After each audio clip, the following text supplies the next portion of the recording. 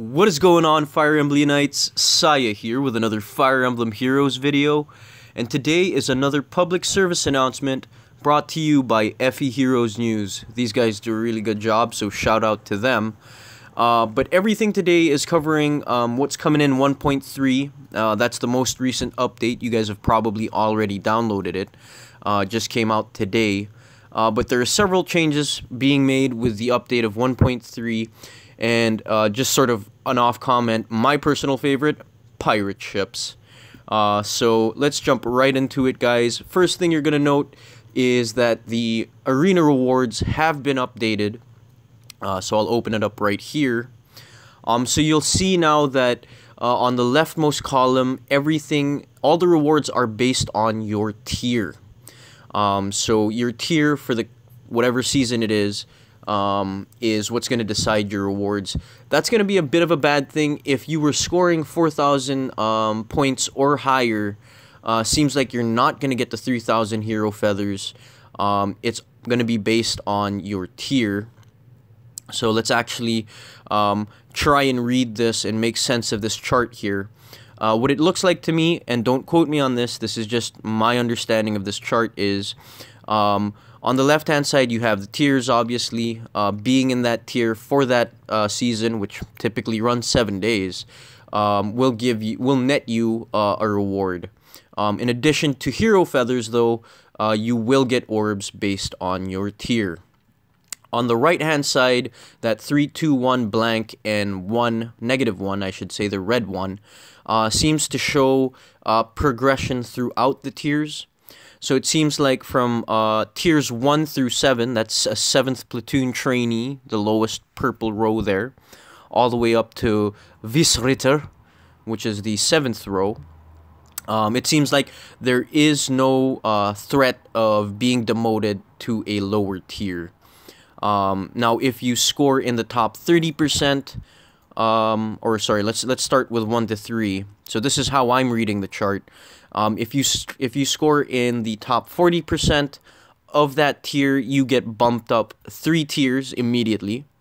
If you score in between the 40 to 50%, you get bumped up 2 tiers. If you score between 50 to 80%, that's for tiers 1 and 2, you'll get a bump of 1 tier. And if you score in the top between 80 to 100%, so, you know, the bottom 20%, it looks like, you do not move tiers. But you don't lose tiers either. That seems to be true. Again, the only thing that seems to shuffle around is how high in your tier you have to be to get a bump of 3, 2, and 1 tiers, respectively. But that the not having a demotion or the risk of a demotion seems to be true for tiers 1 through 7. As soon as you jump into tier 8, it seems like being in the bottom 20% of that tier will demote you 1 tier. And that the same thing's true for 8 through 11. So being in the bottom 20% does give you a risk of a tier demotion. It seems like 8, 9, and 10, being in the top 20%, will bump you up 3 tiers. Being between 20 to 30% bumps you up 2 tiers. And then being in the 30 to 55 percentile of your tier will bump you up 1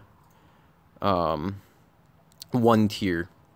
If you're anywhere between 55 to 80%, it seems like you stay in your current tier. And then a 12 to 13, tiers 12 to 13, if you're in the top 10%, you get bumped up 3 tiers. Anywhere from 10 to 20%, bumped up 2 tiers. Anywhere from 20 to 55%, bumped up 1 tier, and so on. As soon as you get into level 15, tier 15, I should say, the 4 riders tier, it seems like you can no longer get bumped up 3 tiers. You'll only get a maximum bump of 2 tiers if you're in the top 10% of your tier group. So I think currently in the game you have, I think, probably 4 riders or Holy Guard. I can't remember. I think Holy Guard is the highest tier right now. So really, that's tier 16. Being in, well, that's pretty good. Being in the top 50% will actually bump you up a tier. So it seems like I'm going to be safe for the next season. I'll be able to go up to the next tier for next season. So that's number 1. You're going to get less hero feathers, but you're going to get orbs. And there's a bunch of math as to when and how you increase your tier. Next up is, so they're saying at the end of the season, players will be promoted or demoted through the tiers according to their rank. Bonus heroes will now also affect your defense score. So for those of you running a very set defense team, you're going to have to switch that out in order to increase your hero score. Now, another interesting thing, and I've heard a lot of people, both in the YouTube community, but as well as, different people that play the game, have said that the voting gauntlet battles are so lopsided, they don't make any sense. Armies typically, let's see, it was Lucina for the first ever Grand Hero battle, and then it was Camilla for the second Grand Hero battle. And it seems like it's just so one-sided. Everybody chooses one team, and then that army dominates throughout the entire voting gauntlet. Well, the developers have put in a new mechanic called the, I guess it's a disadvantage multiplier.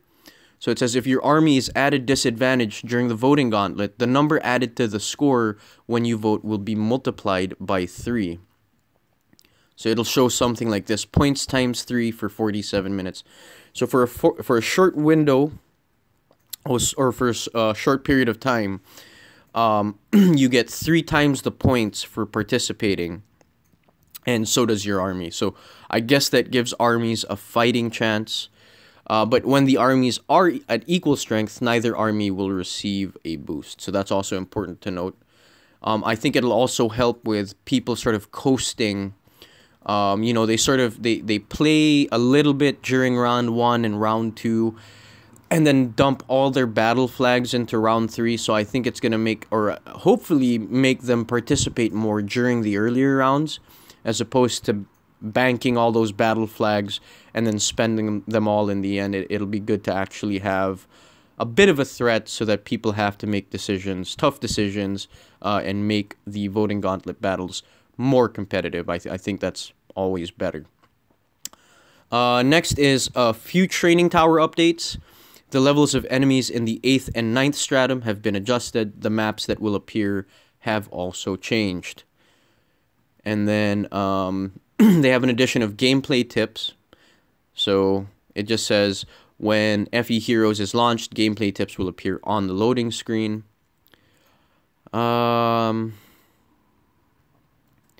up next? Yes, the new maps. So here are some of the more interesting maps. You'll notice sort of these rock outcroppings. There's that big square up in the center top portion of this image, and then you have 2 sort of L's on the side, and that 2 square, I guess, rectangle, that rectangle on the bottom. Those are going to be basically, I think, defensive places in the map that will allow you to get some advantages. I think they're defense and resistance advantages when you have your characters in those different areas of the map. So positioning becoming even more key to battles here in Fire Emblem Heroes. And again, just showcasing some of those new maps. That's a really good looking map. Seems to be like a flyer map. And just showing you guys more maps.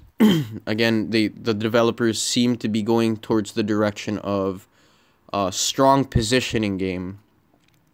So getting those positioning skills. Reposition seems to be a good one to jump ahead. Obviously, cavalry units are going to have an advantage in getting these positions quicker. So yeah, it's all about Horse Emblem now, I think. So some pretty interesting maps. But my favorite map of all, and we'll get to that pretty soon, is coming up. Oh, that's a cool looking map. Ah, yes. Here we go. Yar! Yo ho, a pirate's life for me. Check it out, guys. We have sea battles in the game. Pirate ship versus pirate ship.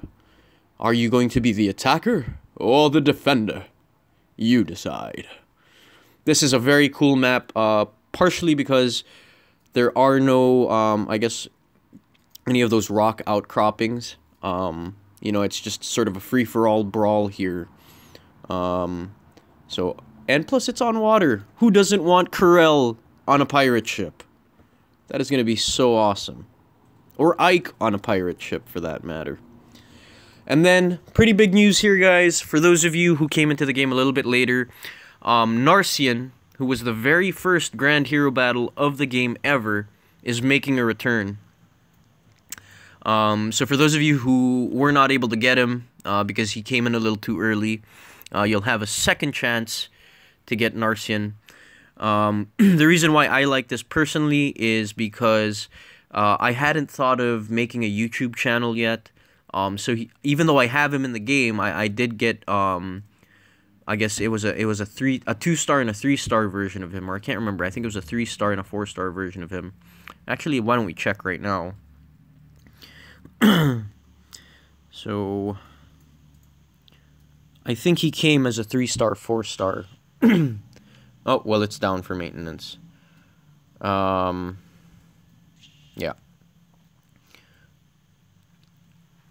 I can't remember. I can't remember if he came in as a 2-star, 3-star, or a 3-star, 4-star. But anyways, point being that I don't, even though I have him, I don't have his Grand Hero Battle map in my Grand Hero Battle playlist. And I'm the type of person that is a collector. I see value in the completeness of things.